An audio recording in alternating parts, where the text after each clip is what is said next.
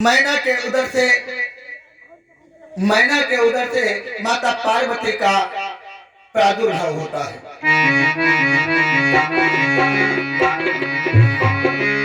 इधर से नारद जी चले बीड़ा को बजाते हुए हरि गुणगान करते हुए तीनों लोकों में भ्रमण करते हुए नारद जी चले कि जय जय नारायण नारायण हरि हरि जय जय नारायण।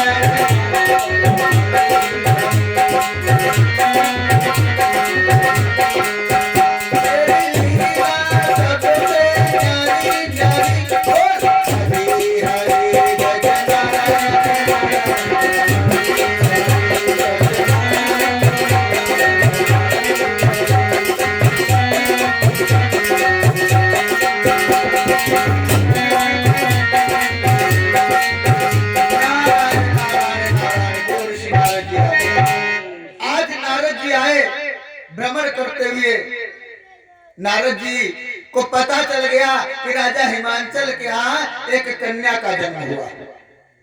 जब राजा हिमांचल के यहाँ नारद जी को पता चल गया तो आज नारद जी चले हैं माता के दर्शन करने के लिए। राजा हिमांचल के यहाँ पहुंचे नारद जी को देख करके राजा हिमांचल ने नारद जी का स्वागत सम्मान किया। सीताराम बच्चा सीताराम। सीताराम सीता जी बाबा जी सीताराम। कहाँ से आना हुआ बाबा जी? अरे मैंने तो सुना है आपका नाम, बड़ी दूर से चल कर आए हैं। हमें सब लोग कहते हैं नरदिक बाबा हमारा नाम है। कहिए राजा हिमांचल, तुम तो बड़े प्रसन्न चित मालूम पड़ रहे हो। अरे बाबा मेरे यहाँ कन्या का जन्म हुआ है। बड़ी अच्छी बात है, तब तो आप बड़े भाग्यशाली है, किस्मतदार है। जो किस्मतदार होता है, भाग्यशाली होता है, उसी को बेटी प्राप्त होती है। बड़ी अच्छी बात है। अच्छा बाबा, मैंने सुना है कि पुत्र जो होते हैं वो भाग्यवान होते हैं। हाँ हाँ, और कन्याएं सौभाग्य से प्राप्त होती है। कन्या भी भाग्यशाली होती है। कहा जाता है राजन, चाहे जितना सुंदर बढ़िया महल बनवाओ, भवन बनवाओ, अगर बेटी का कन्यादान आंगन में नहीं हुआ है, वो आंगन विवाहित नहीं माना जाएगा, वो आंगन कुंवारा ही माना जाएगा। आंगन जब भी पवित्र होगा जब बेटी का कन्यादान कराया जाएगा आंगन में। अच्छा बाबा, तो हम तो बड़े भाग्यशाली हैं बाबा। ऐसा करो बाबा, आप विराजमान होइएगा, मैं बिटिया को बुलाता हूँ। बाबा मेरी बिटिया का भाग्य देख करके बताओ। हाँ बता देंगे नारद, बताएंगे स्वयं तुमको हिमांचल जी, क्योंकि हम अपनी विचारधारा से बताएंगे। अब हमें दिखाई कम पड़ता है, पत्रा में तो हम कुछ देख नहीं पाएंगे, आंखों से कम दिखाई पड़ता है। आज नारद जी ने इस प्रकार से कहा है राजा हिमांचल से। मैना ने नारद और राजा हिमांचल का वार्तालाप सुना तो रानी मैना भी आ गई अपनी बिटिया को गोदी में लिए हुए। बाबा को देखा, बाबा नारायण नारायण बाबा जी।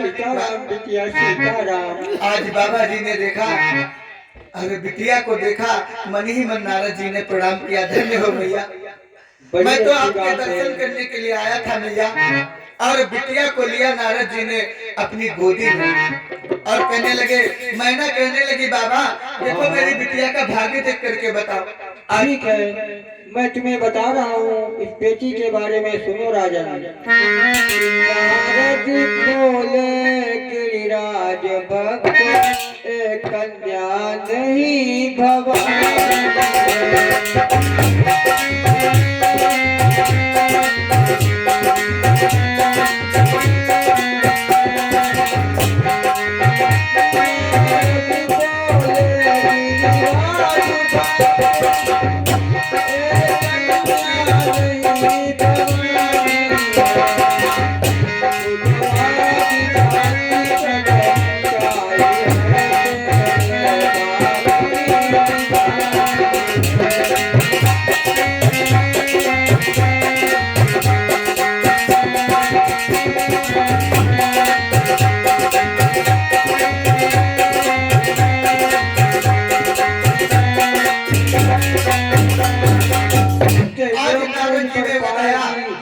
लोग पूज कहलाएगी, पर किसी रोज अवधूत जटिल फक्कर से ब्याही जाएगी। नारायण नारायण नारायण। नारद जी ने कहा राजन, ये तो लड़की नहीं, ये कन्या नहीं, ये आदि शक्ति जगत जननी जगदम्बा मैया है।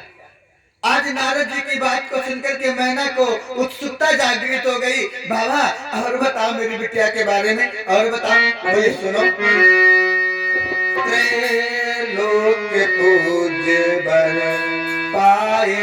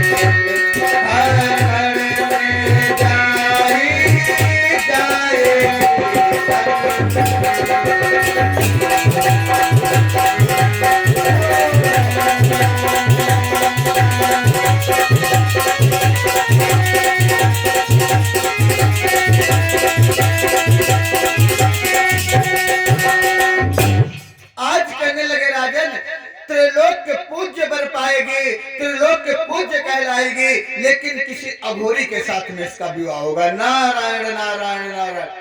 बाबा मैना आ गई। बाबा तुम कुछ गलत तो नहीं देख गए? दोबारा देखो हमारी बिटिया का भाग्य, दोबारा देख करके बताओ। नारद जी ने कहा नारायण नारायण नारायण। मेरा नाम तो नारद है। नारद जानते किसे कहते? ना माने नहीं और रद माने रद। जिसकी बात कभी रद ना हो उसे कहते हैं नारद। लड़ाई कराने वाले नारद, लड़ाई मिटाने वाले नारद, इधर की उधर करने वाले नारद। अभी तक तो एक ही नारद थे, अब तो आपको गांव गांव छोड़ो घर घर मिलेंगे। बोलिए गोविंद भगवान की। कहने का तात्पर्य नारद जी ने कहा राजन ये त्रिलोक के पूज्य बर पाएगा, लेकिन किसी अघोरी के साथ में इसका विवाह होगा। मैना कहने लगी बाबा ये तुम क्या बता रहे हो? क्या ये होनी जो है ये बदल नहीं सकती? बोले क्यों नहीं बदल सकती? कैसे बाबा बताओ, तरीका बताओ। बोले सुनो, बोले तपबल भी प्रसदा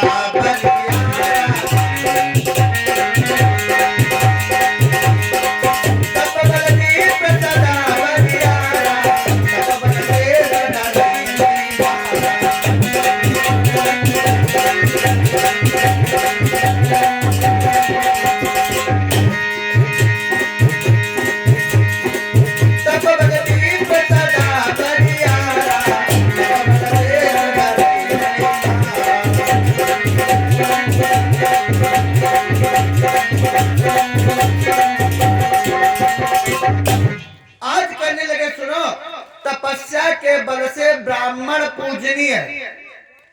ब्राह्मण के कास्ट में कोई विशेषता नहीं है, लेकिन ब्राह्मण पूजनीय क्यों है? लोग कह देते हैं कि हम भाई ब्राह्मण के पैर क्यों छुए?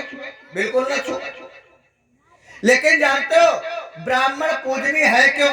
इस संसार में जितने मनुष्य हैं, ध्यान रखना, इस संसार में जितने मनुष्य हैं तो कहा जाता है, वेद में एक सूक्ति आती है कि देवाधीनम जगत सर्वम। ये जितने हम आप मनुष्य हैं ये किसके अधीन है? देवताओं के अधीन। देवाधीनम जगत सर्वम, ये जितना संसार है ये सब देवताओं के अधीन है। देवाधीनम जगत सर्वम और मंत्राधीनम च देवता। वो देवता किसके अधीन है? वो मंत्रों के अधीन है। जब तक मंत्र नहीं पढ़े जाएंगे तब तक देवताओं को आहुति नहीं मिलेगी। देवाधीनम जगत सर्वम मंत्राधीनम च देवता। ते मंत्रा, और वो मंत्र जो है वो किसके अधीन है? बोले ते मंत्रा ब्राह्मणाधीना तस्मात् ब्राह्मण देवता। वो मंत्र जो है वो ब्राह्मणों के अधीन है, इसलिए ब्राह्मण देवता है। और ब्राह्मणों में कोई विशेषता नहीं है। गोस्वामी तुलसीदास जी ने भी लिखा, बोले तपबल विप्र सदा बरियारा। ब्राह्मण अगर पूजनीय है तो किसकी बल पर? तपस्या के बल पर। तपबल विप्र सदा बरियारा, तपबल शेष धरई में ही भारा। शेष नाग पृथ्वी को धारण करे हुए हैं अपने मस्तक पर, लेकिन ये किसकी बदौलत? तपस्या की बदौलत। बोले ये तपस्या अगर तुम्हारी कुंवारी बिटिया तपस्या करे जा करके तो होनी बदल जाएगी। नारायण नारायण नारायण इतना कह करके नारद जी वहां से चले। नारद के जाते ही धीरे धीरे समय व्यतीत हुआ। राजा हिमांचल के यहाँ मैना के यहाँ आज माता पार्वती धीरे धीरे बड़ी होने लगी। जब कुछ बड़ी हुई तो मैना ने राजा हिमांचल से कहा, राजन बिटिया के योग्य सुयोग्य वर ढूंढे। राजा हिमांचल कहने लगे, बिटिया के लिए वर ढूंढने की क्या जरूरत पड़ी है? नारद जी ने तो बताया था उसका विवाह अघोरी के साथ में होगा। बोले नहीं, नारद जी ने तो ये भी बताया था कि अगर बिटिया तपस्या करेगी तो होनी बदल जाएगी। ये बात माता पार्वती सुन रही थी। माता पार्वती ने कहा कि अब तो मैं तपस्या करने के लिए जाऊंगी। माता पार्वती तपस्या करने के लिए घर से चले और माता पार्वती ने तपस्या की। अब मित्रों आपको बताएं, तपस्या तो माता सीता ने भी की थी, तपस्या माता पार्वती ने भी की। बिना तपस्या के देवता वर प्राप्त करना संभव नहीं है। आज माता पार्वती ने तपस्या करी, और कैसी तपस्या करी? बोले कछु दिन भोजन और बारी बतासा, ये कठिन कछु दिन उपवासा।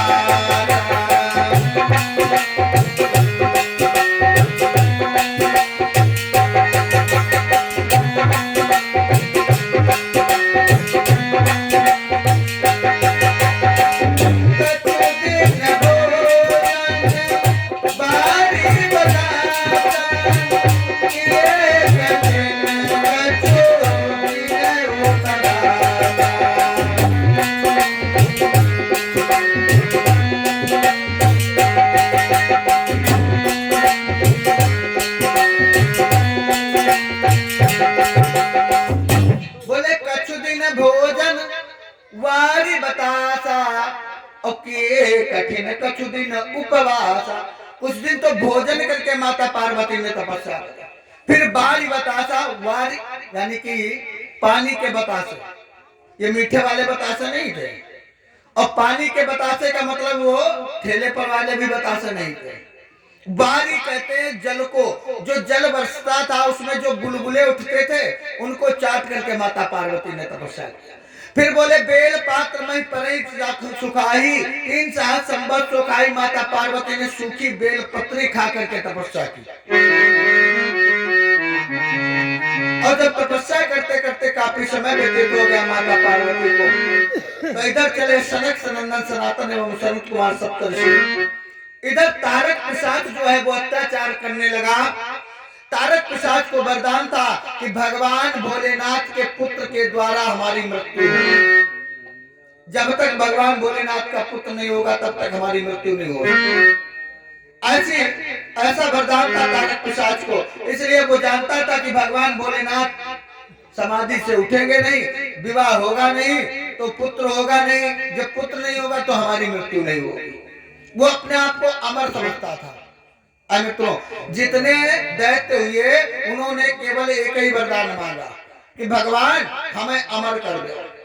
और इस संसार में जो आया है वो अमर तो कोई है ही नहीं। जो आया है उसे जाना तो पड़ेगा ही पड़ेगा। आज तारक के साथ अत्याचार करने लगा। इधर सप्तऋषि पहुंचे माता पार्वती के पास, और माता पार्वती के पास में जाकर के मैया को प्रणाम किया। मैया प्रणाम। आज माता ने प्रणाम किया है सभी भक्तों को, और सभी भक्त कहने लगे मैया क्यों तपस्या कर रही हो? माता पार्वती ने कहा मैं वर स्वरूप भगवान भोलेनाथ को वर स्वरूप प्राप्त करने के लिए तपस्या कर रहे हैं। सनक सनंदन सनातन सप्तऋषि कहने लगे रे क्या बताए, जिसकी जैसी पैदाइश होती है ना उसकी वैसी ही बुद्धि हो जाती है। अरे पार्वती तुम्हारी तो बुद्धि जड़ हो गई है, जड़। क्यों? क्योंकि तुम राजा हिमांचल की पुत्री हो ना।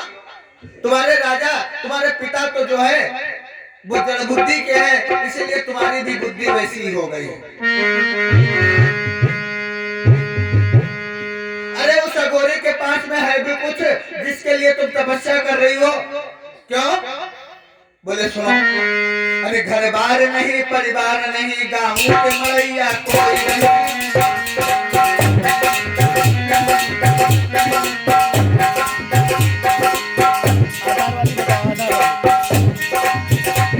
घर बार नहीं, परिवार नहीं, गाँव की मड़ैया कोई नहीं। कभी समाधि लगा बैठे तो बात पकैया कोई नहीं।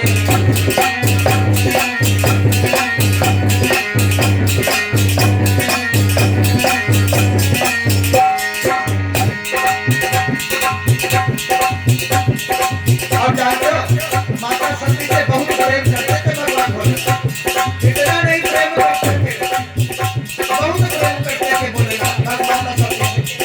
लेकिन कुछ दिनों सती से प्रेम रहा, फिर रोके तो ऐसा रोके। कुछ दिनों सती से प्रेम रहा, फिर रोके तो ऐसा रोके। तरसा तरसा कर मार दिया, पर बैठे रोके गए डूबे।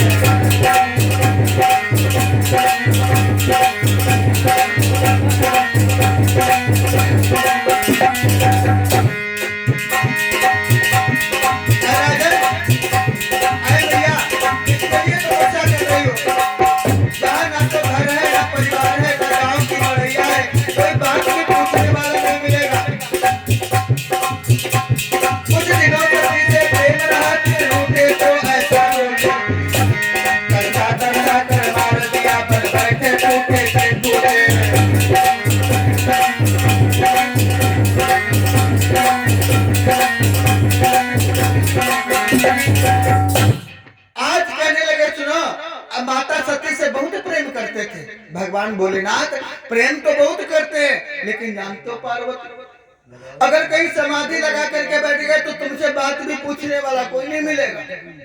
वहां कैलाश पर्वत पर है भी कोई, भूत प्रेतों के अलावा कोई नहीं मिलेगा।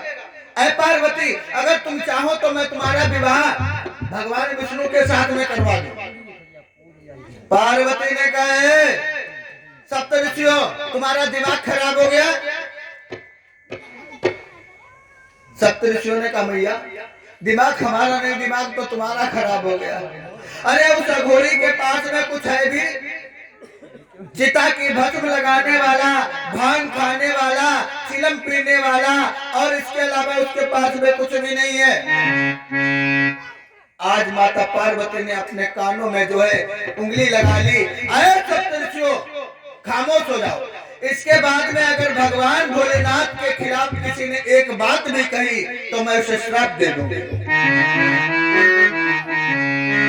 आज जैसे इतनी बात सुनी है तो मित्रों, सप्तऋषियों ने हाथ जोड़े, मैया श्राप मत देना, मैं तो आपकी परीक्षा लेने के लिए आया। और मैया आप घर को चलो, मैं आपका विवाह भगवान भोलेनाथ के साथ में करवाऊंगा। सप्तऋषियों ने माता पार्वती को घर भेज दिया और आकर के भगवान भोलेनाथ के पास में आने शुरू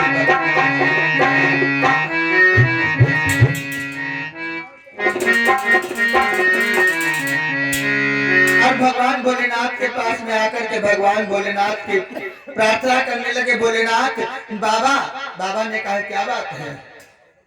भोलेनाथ ने कहा क्या बात है? बोले बाबा हम आपसे एक बात कहना चाहते हैं। बोले हाँ हाँ बताओ क्या बात है? बोले बाबा हम वो कह रहे थे, हाँ हाँ क्या बात बताओ ना, पूरी बात बताओ। बाबा हम ये कह रहे थे कि आप शादी कर लो। भगवान भोलेनाथ ने कहा तुम्हारा दिमाग खराब हो गया है? शादी करने के लिए एक कन्या की जरूरत पड़ती है, और तुम्हें पता है कि हमारे साथ में, हम अघोरी के साथ में कौन विवाह करेगा? भोलेनाथ बाबा आप हाँ कर दो, बाकी हम सब बना लेंगे। भोलेनाथ मुस्कुराने लगे। सप्तऋषि समझ गए भगवान भोलेनाथ ने हाँ कर दिया। आज राजा हिमाचल के पास में दौड़ते हुए गए सप्तऋषि और कहने लगे सुनो राजन, विवाह की तैयारी करो। भगवान भोलेनाथ ने हाँ कर दिए, अब तुम तैयारी करो, आज राजा हिमांचल तैयारी करने लगे हैं। एक लगन पत्रिका लिखवाई गई और ब्राह्मण पंडित और नाई के द्वारा वो लगन पत्रिका भिजवाई गई। भगवान भोलेनाथ के पास में लगन पत्रिका भिजवाई गई। लगन पत्रिका आई, भगवान भोलेनाथ की लगन चढ़ी और उसके पश्चात जब ब्राह्मण और नाई जाने लगे तो भगवान भोलेनाथ से कहा, बाबा अब हम जाएंगे। बाबा ने कहा, ऐसे कैसे जाओगे? ऐसा करो, कुछ दक्षिणा लेते जाओ। पंडित जी ने अपना गमछा फैला दिया, लाओ बाबा। भगवान भोलेनाथ ने अपने कमंडल से भस्म निकाली, थोड़ी सी रख दी। अब देखा दूने स्वाहा, नाव ठाकुर ने भी ले ली, गांठी लगाए। पंडित जी ने मन में विचार करी, कोई बात नहीं, जब हम अपनी पूजा करी खरे तो अपनी लगाई ली के चंदन के पैसा बची है, कोई बात नहीं। नाव ठाकुर देखा दूनी लेता लई, मनमा सोचने लगे हम को का करी, या हमारे कौन काम के लिए। पर्वत के नीचे आए, अपने छोड़ दे को का करी, हमारे का काम होने छोड़ दे। भस्म जब से पंडित जी के घर में आई तो पंडित जी के घर में रिद्धि सिद्धि प्रकट हो गई। भगवान भोलेनाथ का प्रसाद था, भगवान भोलेनाथ का प्रसाद सा रिद्धि सिद्धि प्रकट हो गई। एक दिन नाउन भौजी आई, घर में देखा पंडिताइन के घर में सब चकाचक। का बात पंडिताइन? तो कथा था, बढ़िया लग गई पंडित जी की। अरे नहीं, गौरा मैया की लगन चढ़ाने के लिए गए थे, वहां से भस्म लाए थे, उसी भस्म का कमाल है। अच्छा, नाव ठाकुर भी तो गए थे, उन्हें नहीं मिले। नाउन भौजी घरे आए, नाव ठाकुर, ए नाव ठाकुर कहने का बात, काहे पर्वत काहे आसमान सर पर उठाए, का हुआ?